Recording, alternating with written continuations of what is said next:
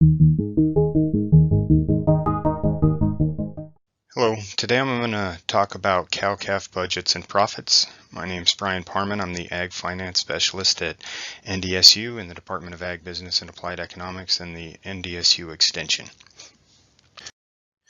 So the first table I'm kind of showing here is our NDSU cow-calf projected budgets for the fall of 2020. These budgets are put together by Tim Petrie using some estimations and data collection from production costs as well as market prices and typical weaning percentages across the state. It's a big averaging exercise, and so the North Dakota averages may not look like your ranch or farm, but it's kind of the best estimate that we have for the production year. And again, it's encouraged obviously that you put in your own numbers. You'll see the column that says your numbers, and if you put in your own, you'll obviously have a much better estimate and budget for your production costs and revenues.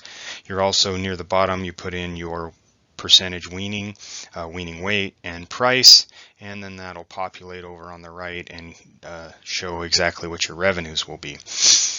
This isn't the most complicated budget you'll find on the internet, but we find that if they get too complicated and too detailed, they become cumbersome, and folks just don't really have the time or the energy to sit there and use them and keep them up to date, and that's what's required for those really detailed budgets. So this one, though, we believe does a very good job of balancing those two things, user friendliness versus accuracy, and gives our producers a good idea. Now, a few key points from this budget is we just kind of calculate an average total cost of about $659 per cow and variable costs around $544 per cow, so the difference between total and variable being the fixed costs. And with this budget, we project a weaning weight for steers at 600 pounds, $165 per hundredweight, and a weaning weight for heifers of 550 pounds at a market price of $140. If you have lower weights than that, obviously fill them in, and that'll change things, as well as if you get higher prices. So again, this can be found at our website. Tim Petrie has a link to it on the livestock marketing website for NDSU Extension in agribusiness and applied economics.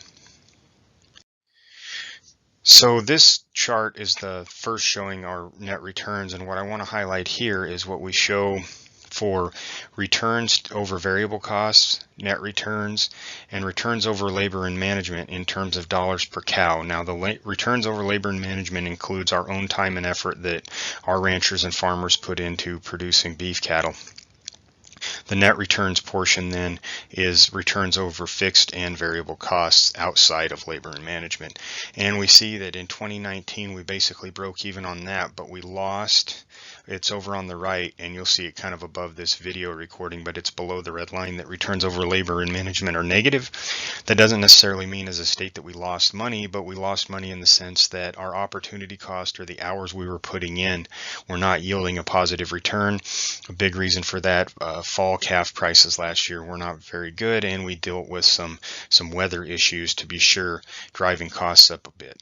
But for the most part, it's remained positive, or at least breaking even on our time and effort that we're putting in, with net returns remaining well above zero, with the exception of last year where it pretty much just touched a zero. Now, this is the state average for North Dakota using the FINBIN data set housed in the University of Minnesota.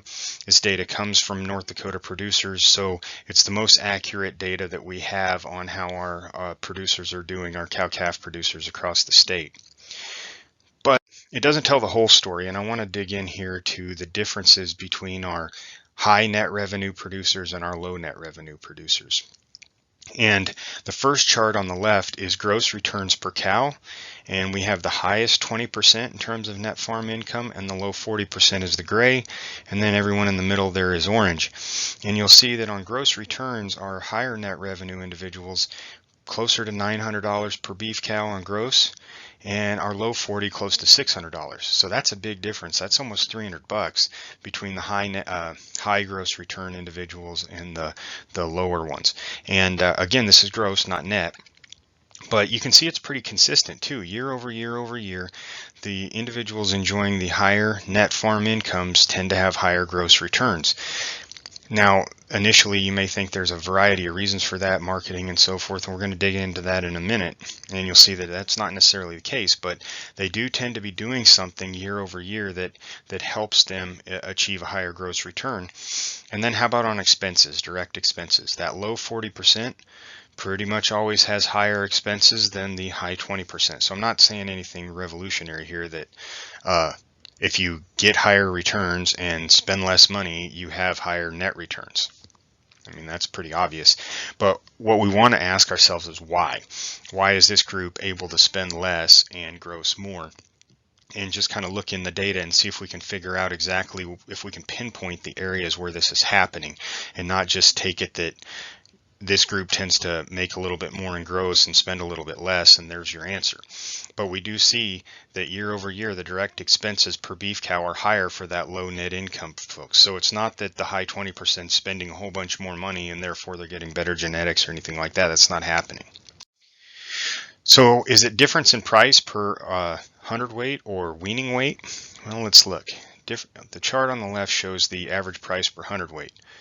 And I don't know about you, but I do not see a big difference there. And in fact, in 2019, if you look really closely, you can see that the low 40% got a slightly higher price per hundredweight on average than the high 20.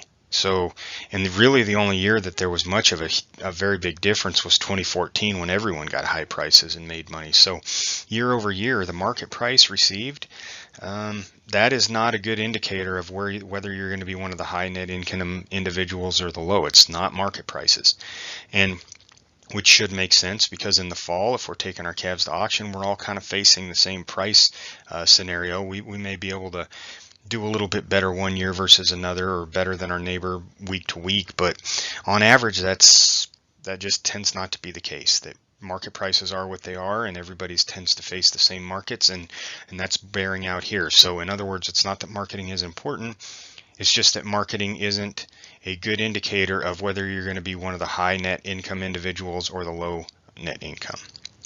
So how about average weight of calves sold? Well, there's a little bit of a difference here. But interestingly, the middle 40 to 80% last year was the highest, but they were lower than the high 20 the year before that.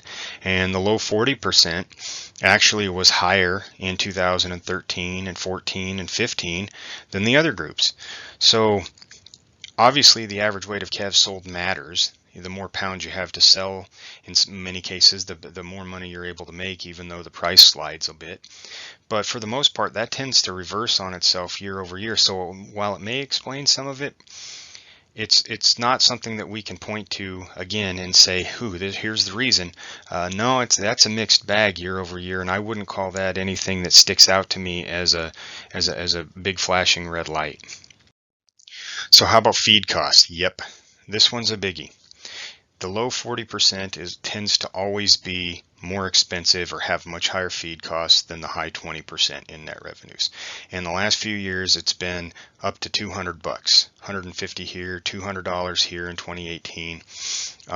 On the right, you can see, and then in 2013, the discrepancy was extremely high, getting close to $250. So if one guy is spending $250 more than another guy per beef cow on feed, that is a big deal.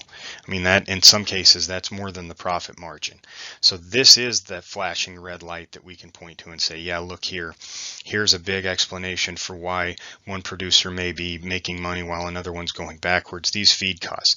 Now, there may be a variety of reasons why the feed cost discrepancy is, but what we do know is that this is an important metric. This is an important benchmark. This is an important statistic, and it's something that needs to be looked into, especially if you're one of those individuals struggling.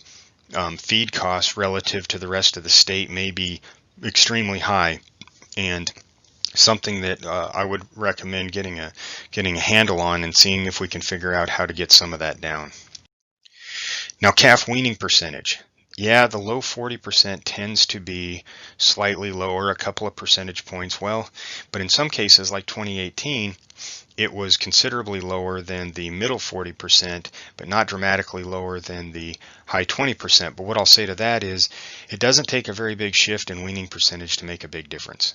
Okay, if you think about it, 1 to 2 percentage points, let's just say 2, that's on a 100 head herd, that's 2 dead calves. Okay, and if a calf is worth $800, $900, $1,000, 2 dead calves is $2,000. You spread that across the rest of your cows, and that's an extra $20, $30, $40 a head, depending on the weaning percentage difference. And that, again, that explains part of that gross revenue discrepancy. Okay, so weaning percentage, while the difference isn't dramatic, a couple of percentage points here and there can make a dramatic difference. Okay, so that's something important to look at. And as always, all of our folks in animal science and ourselves in economics are always going to harp on weaning percentage because it doesn't take very many percentage points plus or minus to make a big difference on the bottom line.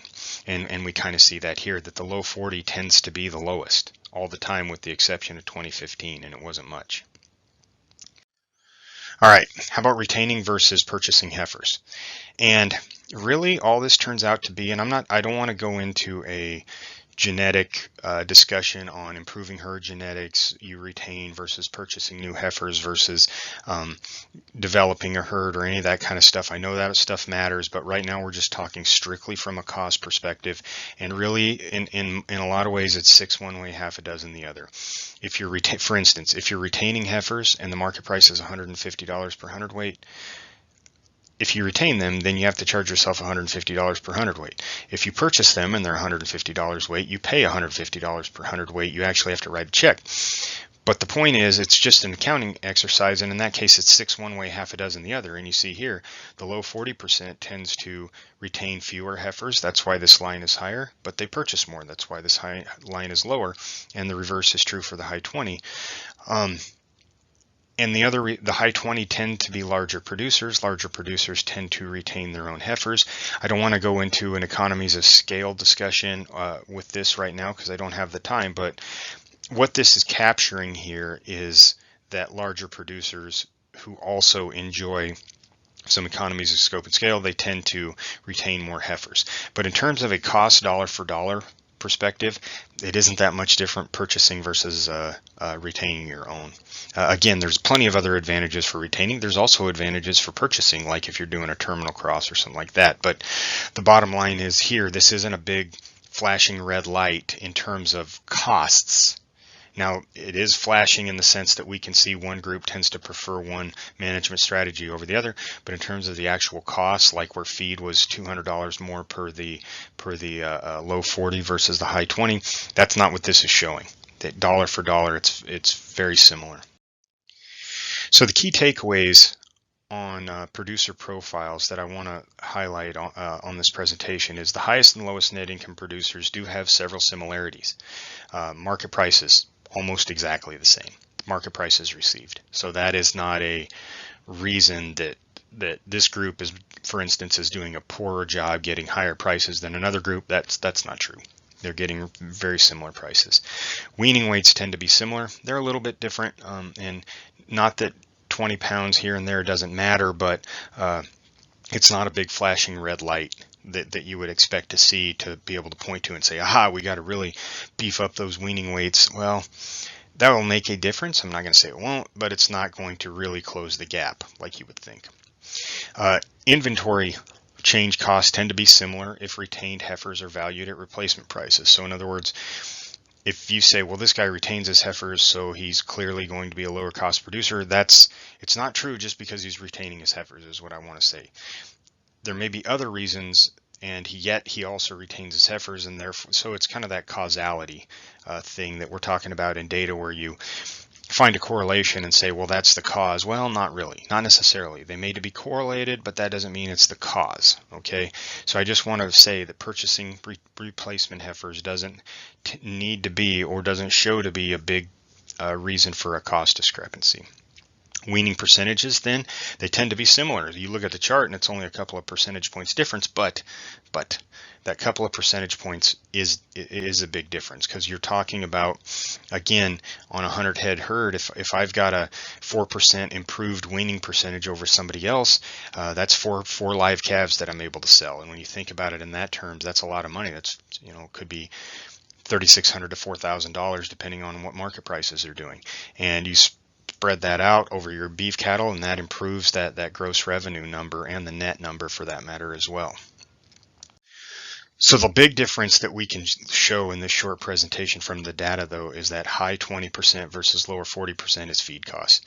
As much as $200 difference between the lower net individuals and the higher, and a lot of that's feed costs per cow. It explains the vast majority of the income difference between the high and low 40 in terms of costs. So that's something that really needs to be looked into by our producers and trying to help reduce those feed costs to get the low 40 to look more like that high 20 and enjoy higher net returns per year. So with that, I want to thank everyone for watching. Hopefully there was a little bit something learned about this. If you have any questions, feel free to email me and I'll try to address them. And I believe there will be a Q&A session following these presentations in the future. So thanks again and have a good day.